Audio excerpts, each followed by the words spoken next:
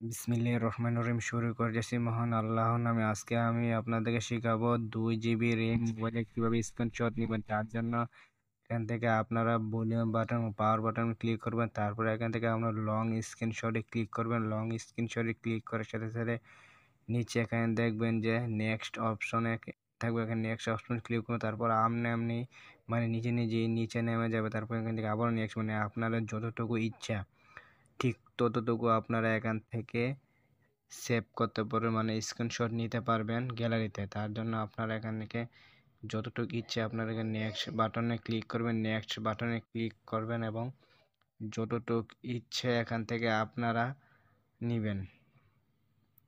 তার জন্য আমি আপনাদেরকে একটু দীর্ঘ করে দেখাচ্ছি যাতে আপনারা সকলে সুন্দর করে বুঝবেন। তার জন্য আমি এখান থেকে তারপরে এখানে সেভ বাটনে ক্লিক করবেন।